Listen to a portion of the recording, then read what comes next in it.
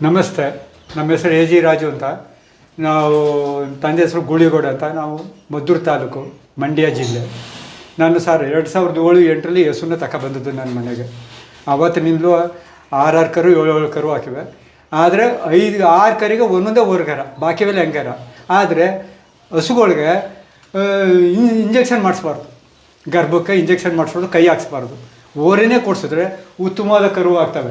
ಈಗ ನನ್ನ 3 ಹಸುಗಳು ನೋಡಿ, ಅದೂ ಅಷ್ಟೇ. ಅದಕ್ಕೂ ನಾನು ಓರಿನೇ ಕೊಡಿಸಿರೋದು, ಚಿಕ್ಕದ ಇದಾದರೂ ಓರಿನೇ ಕೊಡಿಸಿರೋದು.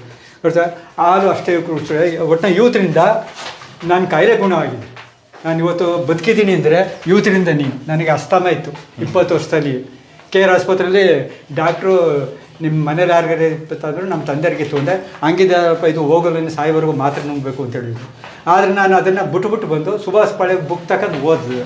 ಆ ಓದೋದ್ರಲ್ಲಿ ಮೊದಲನೇ ಕರಾವನ ಹಸುವಿನ ಹಾಲನ್ನು 1 ವರ್ಷ ಕುಡಿದ್ರೆ ಪುನಃ ಅಸ್ತಮ ಬಂದಿರುವಂಥ ಮನುಷ್ಯನಿಗೆ ಅವನು ಉಸಿರಿವರೆಗೂ ಬರೋಲ್ಲ ಅಂತ ಬರ್ದಿತ್ತು.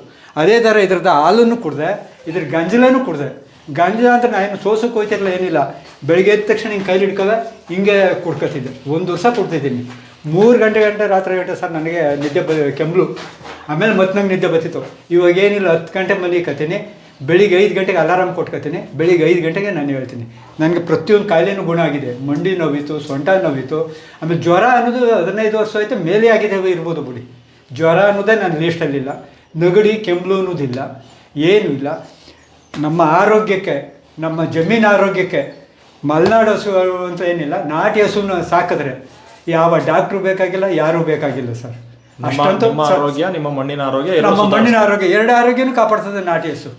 ಅದರಲ್ಲಂತೂ 2 ಮಾತಿಲ್ಲ. ಆಮೇಲೆ ಮೈ ನವೇತು, ಹಿಂಗೆ ಕೆರೆದ್ಬಿಟ್ರೆ ಸಾಕು ಕೆಂಪಗಾಯ್ತಿತ್ತು ಮೈ. ಈಗ ಅದು ಅಲರ್ಜಿ ಥರ. ಈಗ ಅದು ಯಾವುದೂ ಇಲ್ಲ.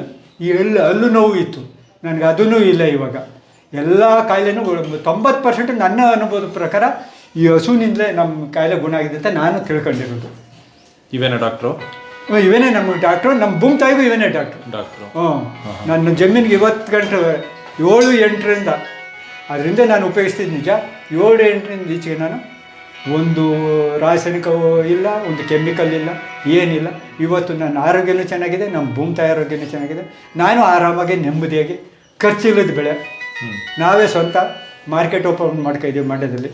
ವಾರಕ್ಕೆ 2 ದಿವಸ, ಭಾನುವಾರ ಮತ್ತು ಬುಧವಾರ ಮಧ್ಯಾಹ್ನ 1 ಗಂಟೆಯಿಂದ ರಾತ್ರಿ 8 ಗಂಟೆವರೆಗೆ ನಮ್ಮ ಪದಾರ್ಥ ನಾವೇ ತಗೊಂಡೋಗಿ ಮಾರ್ಕೊಂಡು ನೇರವಾಗಿ ನಾವು ಮನೆಗೆ ಬರ್ತೀವಿ. ಯಾವುದೇ ಅಂತ ತೊಂದರೆ ಇಲ್ಲ.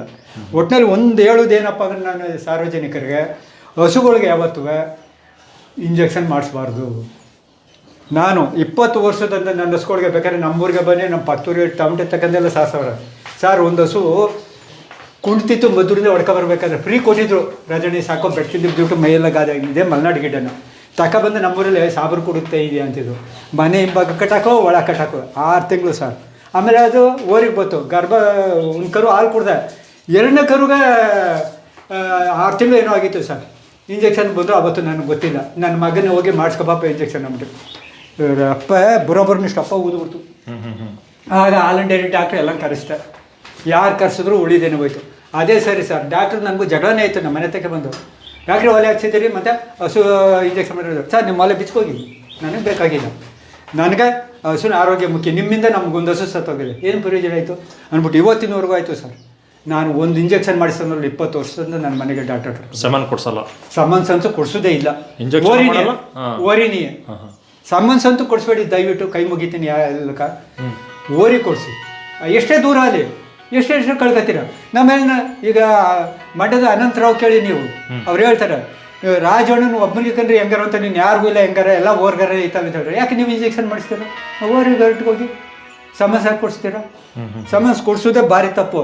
ಆಮೇಲೆ ಅವು ಈಟು ತೆನೆಯಾಗಿದ್ದಿಲ್ಲ ಅಂತ ನೋಡ್ತೀರಲ್ವಾ, ನೋಡಬಾರ್ದು. 3 ತಿಂಗಳು ಕಾಯಿರಿ. 3 ತಿಂಗಳು ಒಳಗೆ ಅವಕ್ಕೇನಪ್ಪ ಅಂದರೆ ಸೀಮೆ ಹುಲ್ಲು ಹಾಕ್ಬಾರ್ದು ನೀವು, ತೊಳಬಾಳು ನೀರು ಕೊಡಬಾರ್ದು, ತಿಂಡಿ ಕೊಡಬಾರ್ದು, ಬರೀ ಒಣ ಹುಲ್ಲು ಹಾಕ್ಬೇಕು, ಸ್ವಚ್ಛವಾದ ನೀರು ಕೊಡಬೇಕು. 3 ತಿಂಗಳು 90 ದಿವಸ ತುಂಬೋರು. ಕರೆಕ್ಟ್. ನಾಟಿ ಹಸುಗಳಿಗೂ ಸೀಮೆ ಹುಲ್ಲು ಹಾಕ್ತಿದ್ರು. ಸೀಮೆ ಹುಲ್ಲು ಹಾಕ್ತಾರ ನಾಟಿ ಹಸುಗಳಿಗೆ, ಅವಕ್ಕೆ ಅದು ಸಹ ಅದು ಸೀಮೆ ಹುಲ್ಲು ಸೀಮೆ ಹಸುಗಳಿಗೆ ಬಂದಿರೋದು. ಆದ್ರೆ ನಾವು ಹಳ್ಳಿಯವರೆಲ್ಲ ಕಲ್ತುಬಿಟ್ಟು ಏನು ಮಾಡಿದ್ದೀವಿ, ಈಗ ಅದನ್ನು ಇವಾಗ ಶುರು ಮಾಡಿದ್ದೇವೆ. ಅದು ಭಾರಿ ಈಟು. ಅದನ್ನ ನಾನು ಇವತ್ತು ಇವಕ್ಕೆ ತಿಂಡಿ ಏನೂ ಇಲ್ಲ, ಹಿಂಡಿ ಕ್ಯಾಸೆ, 2 ತಿಂಡಿನ, ಇನ್ಯಾವುದು ಏನು ತಿಂಡಿ ಇವಕ್ಕೆ ನಾವು ಉಪಯೋಗಿಸಲ್ಲ. ಇದರಿಂದ ಇವು ಗರ್ಭನೂ ಚೆನ್ನಾಗಿ ಕಳಿಸ್ತವೆ. ನಾವು ಒಂದು ಫೈಲ್ ಆಗಿಲ್ಲ, ಒಂದೊಂದೇ ಸಾರಿ ನಾನು ಓರಿ ಕೊಡ್ಸ್ಕೊ ಬಂದಿರೋದು. ಎಲ್ಲ ಹೇಳ್ತಾರೆ 2 ಸಾರಿ ಕೊಡಿಸ್ತೋ ನಂದು ಈಟಿಗೆ ನಿಲ್ಲಿಲ್ಲ, ಸಮನ್ಸ್ ಕೊಡಿಸ್ತೋ ನಿಲ್ಲಿಲ್ಲ ಅಂತ. ನಾನು ಒಂದೊಂದೇ ಸಾರಿ ಬೇಕಾದ್ರೆ ಎಡೆಗಳಲ್ಲಿ ಒಬ್ಬರವ್ರ ಓರಿಟ್ಟಿರೋರು ಕೇಳಿ, ಅವರ ಚೆನ್ನಪ್ಪನ ದುಡ್ಡಿಲ್ಲಿ ಒಬ್ಬರವ್ರ ಕೇಳಿ, ನಾನು ಹೊಡ್ಕೋತೀರ ಅವೆರಡು ತಕ್ಕ ನಾನು ಹೊಡ್ಕೋಬೋದು ಒಂದೊಂದೇ ಸಾರಿ. ಇದಕ್ಕೆ ಸರ್ ಒಂದು ಸಾರಿ ಓರಿ ಎತ್ತಿತು, ಬ್ಲಡ್ ಬಿದ್ದುಬಿಡ್ತು, ಕೆಳಗೆ ಬಿದ್ಕೋತು. ಅವನದು ರಾಜಣ್ಣ ಬೇಡ, ಈಗ ಸಣ್ಣಕರ ದಯವಿಟ್ಟು ಬೇಡ, ನಿಲ್ದರೆ ಇನ್ನೊಂದು ಸಾರಿ ಕೊಡ್ಸ್ಬಂದ. ಈಗ 6 ತಿಂಗಳು ನಡೀತಾ ಇದೆ, ಗರ್ಭ ಧರಿಸಿದ್ವಿ. ನೀವು ಒಂದು ಓರಿ ಸಾಕ್ಲಿಲ್ಲ? ಓರಿ ಸಾಕ್ಬೇಕಾದ್ರೆ ಭಾರಿ ಹಿಂಸೆ ಸರ್. ಅದೇ 2 ಆಳಾದ್ರೂ ಹಿಡುಕಾಗಲ್ಲ, ಅದು ಸ್ಟೇಜಿಗೆ ಬಂದಾಗ. ಈಗ ಅಲ್ಲಿ 2 ಆಳು ಬೇಕು ಹಿಡಿದು. ಅಯ್ಯೋ ಗೂಳಿಗಿಂತ ಹೆಚ್ಚು ಸರ್. ಅಯ್ಯೋ ಮೇಲೆ ನೆಗೆದ್ ಬಿಡ್ತವೆ. ಇವನೇ ಹಿಡುಕಾಗಲ್ಲ ನನ್ನ ಕೈಲಿ. ನನ್ನ ಗೋರಿ ಸಾಕೋಕ್ಕಾಗಲ್ಲ. ನೋಡಿ ಹೆಂಗಾಡ್ತಿದ್ದೆ ಅವಾಗಿಂದ ನಾನು ಬಂದಿದ್ದೀನಿ ಅಂತ. ನೀವು ಬಂದು ಹೊಸಬ್ರು ಕಂಡ್ರೆ ಅಷ್ಟೇ. ನಾ ಮಾತ್ರ ಏನು ಮಾತಾಡ್ಸಲ್ಲ.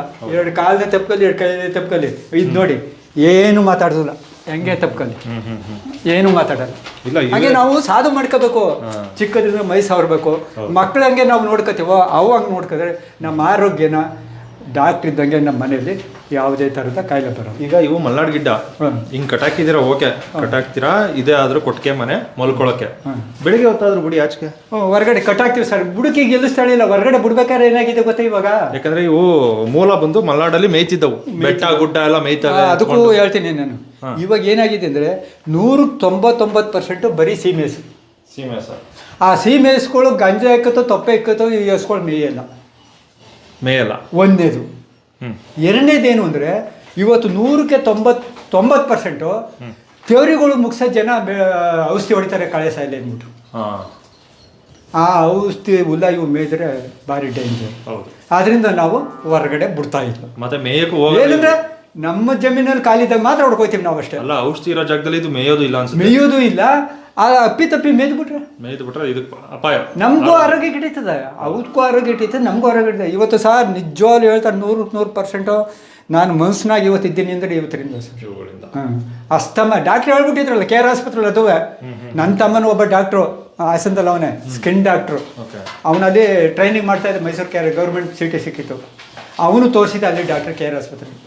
ಹಂಗೆ ನೀ ಸಾಯಿಗಟ್ಟ ಮಾತಾಡಬೇಕಪ್ಪ, ನಮ್ಮ 7 ಕಂಡೀಷನ್ ಇರಬೇಕು ಅಂತ. ಈಗ ಯಾವ ಕಂಡೀಷನ್ನು ಇಲ್ಲ.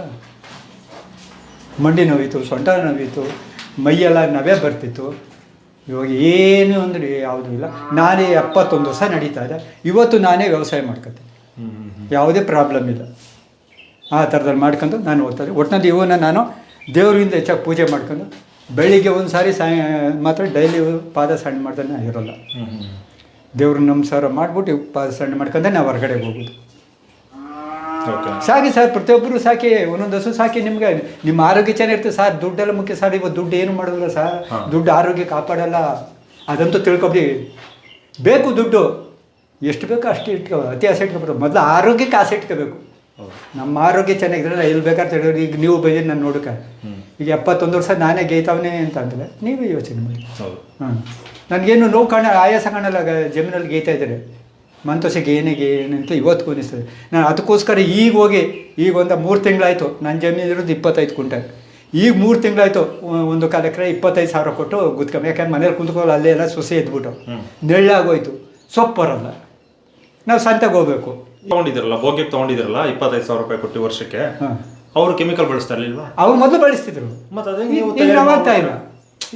ಈಗ ಒಂದು 3 ತಿಂಗಳಾಗೈತೆ ತಗೊಂಡು. 3 ತಿಂಗಳು. ಅದಕ್ಕೆ ಮೊದಲು 2 ತಿಂಗಳಾಗಿತ್ತು. ಅವರು ಕಪ್ ಕಟಾವ್ ಮಾಡಿಲ್ಲ. ಒಟ್ಟಿನಲ್ಲಿ 6 ತಿಂಗಳಾಗಿದೆ. 6 ತಿಂಗಳಾಗಿದೆ ಕೆಮಿಕಲ್ ಬಿಟ್ಟು. ಕೆಮಿಕಲ್ ಬಿಟ್ಟು ಇನ್ನೂ ಅದರಲ್ಲಿ ಕೆಮಿಕಲ್ದು ಅವಶೇಷಗಳು ಇದ್ದೇ ಇರುತ್ತೆ. 3 ವರ್ಷ ಕಂಡು ಇರ್ತದೆ. ನೀವು ಹೆಂಗೆ ಅದನ್ನ ಪರಿವರ್ತನೆ ಮಾಡ್ತೀರಾ? ಪರಿವರ್ತನೆ ಇದೇ ತರದಲ್ಲಿ ಇದೇ ತರ ಕೊಡ್ತಾ ಬಂದ್ರೆ. ಈಗ ನಮ್ಮ ಜಮೀನು ಹೆಂಗಿತ್ತು 2007-8 ಮೊದಲು ನಮ್ಮ ತಂದೆ ಉಪ್ಪು ಆಗ್ತಾ ಇದ್ರು. ಈಗ ಭೂಮಿಗೆ ಕೆಮಿಕಲ್ ಹಾಕಿಲ್ಲ ಅಂದ್ರೆ ಬರಲ್ಲ. ಏನು ಇಲ್ಲ, ಕೆಮಿಕಲ್ನ ಕೇಳುತ್ತೆ. ಈಗ ಅಷ್ಟು ವರ್ಷದಿಂದ ಕೆಮಿಕಲ್ ಹಾಕೋರೆ, ನೀವು ಅವ್ರು ಹಾಕವ್ರೆ. ನಾನಿಲ್ಲ. ನಾನು 8 ದಿವ್ಸಕ್ಕೆ 10 ದಿವ್ಸಕ್ಕೆ ಜೀವಾಮೃತ ಕೊಡ್ತಾ ಇರ್ತೀನಿ. ಹಿಂದ್ಗಡೆ ಬನ್ನಿ ಕಬ್ಬು ನೋಡಿರ್ಬೇಕಾದ್ರೆ ಜಾಸ್ತಿ ಪ್ರಮಾಣದಲ್ಲಿ ಬರ್ತಾ ಇದೆ. ಜಾಸ್ತಿ ಪ್ರಮಾಣ ಅಂದ್ರೆ ನೀವು ಜಾಸ್ತಿ ಪ್ರಮಾಣದಲ್ಲಿ ಕೊಡ್ತಾ ಇದ್ದೀನಿ. ನಾನು ಟೈಮಿಂಗ್ಸ್ ಇಲ್ಲ, ಡೇಟ್ ಇಲ್ಲ. ಮೊದಲು 15 ದಿವಸ ಕರೆಕ್ಟಾಗಿ ಪೆನ್ನ ಕೃತ ಕೊಡ್ತದೆ. ಈಗ ಟೈಮಿಂಗ್ಸ್ ಇಲ್ಲ. ಅಲ್ಲಿ ಖಾಲಿ ಆಯ್ತು. ಪುನಃ ಈಗ ನೆನ್ನೆ ಖಾಲಿ ಆಗಿದೆ, ಈಗ ತಕೋಗಿ ಹಾಕ್ಬೇಕು. ಈಗ ಬನ್ನಿ ಕಬ್ಬು ನೋಡಿ. ಒಂದು ಕಾಳು ಉಪ್ಪು ಹಾಕ್ಲಿಲ್ಲ, ಒಂದು ಕಾಳು ಔಷಧಿ ಹೊಡಿಲಿಲ್ಲ, ಕಬ್ಬು ಯಾಕೆ ಬರೋಲ್ಲ? ಸೊಪ್ಪು ಹೇಳ್ತೀನಿ. ಈಗ ಈರುಳ್ಳಿ ಕೇಳ್ತಾ ಇದ್ದೀನಿ ಇವಾಗ. ಕಬ್ಬಿಗೆ ನಾವು ಸ್ಟೇಜ್ ಈಗ ಮುರಿ ಹೊಡಿಬೇಕು. ನಾಳಿದ್ದು ಉಳುಕ್ ಬರ್ತಾನೆ. ಅಂದ್ರೆ ನಮ್ಮವ್ರು ಹೇಳ್ತಾರಲ್ಲ, ಈಗ ಆರ್ಗ್ಯಾನಿಕ್ ಅಲ್ಲಿ ಅದು ಕ್ಲೀನ್ ಆಗಿ ಬರ್ಬೇಕು ಅಂದ್ರೆ 1-2-3 ವರ್ಷ 3 ವರ್ಷ ಬೇಕು. ಕಂಪ್ಲೀಟ್ ಪ್ಯೂರಿಂಗ್ ಆರ್ಗ್ಯಾನಿಕ್ 3 ವರ್ಷ ಬೇಕು. ಬೆಳೆ ಬರುಕಲ್ಲ, ಬೆಳೆ ಚೆನ್ನಾಗಿ ಬರ್ತದೆ, ಭೂಮಿ ಅದು ಪರಿವರ್ತನೆ ತಪ್ಪು. ಆಗೋಕೆ. ಭೂಮಿ ಪರಿವರ್ತನೆ ಆಗೋಕೆ ಹ್ಮ್ ಭೂಮಿ ಪರಿವರ್ತನೆ ಬೇಕಾದ್ರೆ 3 ವರ್ಷ ಬೇಕು. ಬೆಳೆ ಮತ್ತೆ ಅವ್ರು ಕೆಮಿಕಲ್ ಆಗ್ತಿರುತ್ತೆ, ಹೆಚ್ಚ ಬರ್ತದೆ ಜೀವಾಮೃತ ಕೊಟ್ಟರೆ. ಜೀವಾಮೃತ. ಆಗ ಅದ್ರದ್ದು ಸಾರಾಂಶ ಇದ್ರ ಜೀವಾಮೃತ ಕೊಟ್ರೆ ಸಾಕು.